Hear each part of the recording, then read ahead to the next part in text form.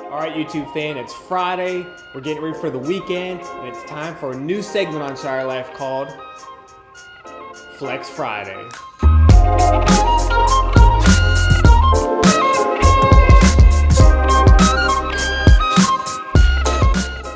Thank goodness I'm not talking about flexing our muscles on Fridays. I'm talking about flexing our spiritual muscle. The reason why I'm starting this is because now, more than ever, we need to be in this. You need to be in this. If you call yourself a Christian and you're not in this book, I don't know what you're doing. You should be opening this up each and every single day, or getting on your cell phone and reading godly wisdom each and every single day. I mean, it's vitally important to your life that you get in this book each and every single day. Every day. It's just full of so much wisdom, and I'm going to try to pull out some of the weird stuff in the Old Testament and the New Testament, but it's full of stuff. And this isn't a crutch. This isn't a small-minded way of thinking. This is why I'm able to be who I am. Because without this guiding me, I would be a completely different person in all facets of life. I'd be a different husband. I'd be a different dad. I'd be a different supervisor. I'd be a totally different friend. I'd be a different everything if it wasn't for this book.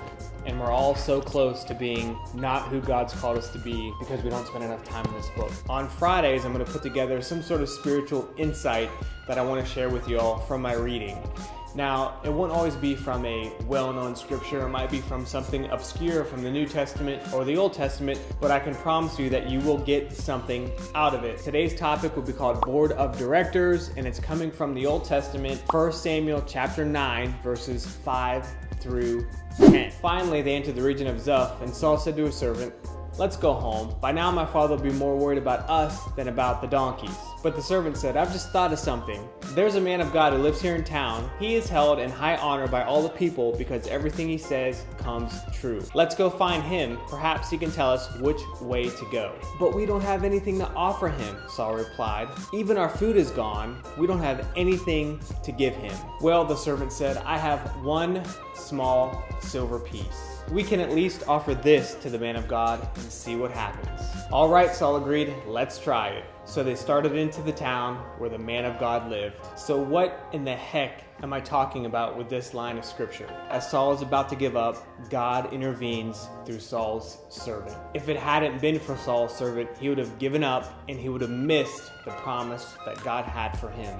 We need each other. It was never intended for any of us to live life alone. That's why God made Eve for Adam. You could take this text in so many different directions, but as I read it, I couldn't help but notice the need that we have one for another. If Saul would have been alone on his journey, he would have given up and went back home. He would have missed the appointed time with Samuel. If you continue on in the story, it's this meeting with Samuel where Saul eventually becomes king, and he would have missed it had it not been for his friend with him.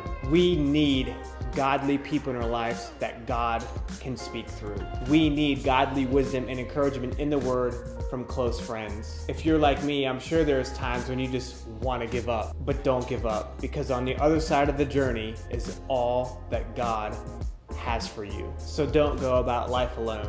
If you're married, you have the greatest partner in the entire world right beside you. And if you're not married, that's okay. I just hope that you have someone that you can trust and confide in. People who can encourage you and give you guidance and insight into making tough decisions. You know, companies have a board of directors and they help when making significant decisions. And I think we need a board of directors when making significant life decisions. We need a staff of friends, people we can turn to and trust, people who can help guide us along the way of life. And I encourage you to get your board in place. Have a great Friday, have a great weekend, and we'll see you on Monday for your Monday motivation.